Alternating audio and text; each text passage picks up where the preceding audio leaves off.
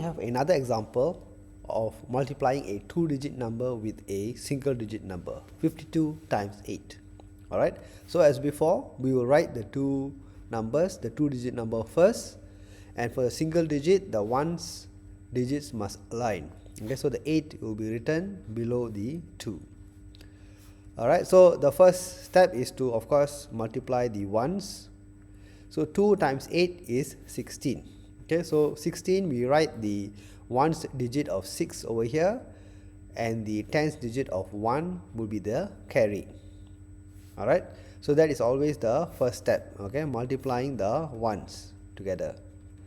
Okay, now the second step is multiplying the tens digit with the ones, okay, or tens digit with the single digit.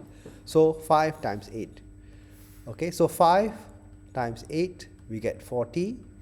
Then we still have this 1, alright, from the 16. So that is the carry that we must now add, plus 1. So I'll get 41. So I write the answer of 41 over here.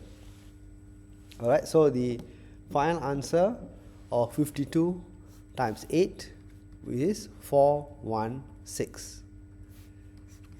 Alright, so I hope now you have a better idea how to use this technique to perform the multiplication.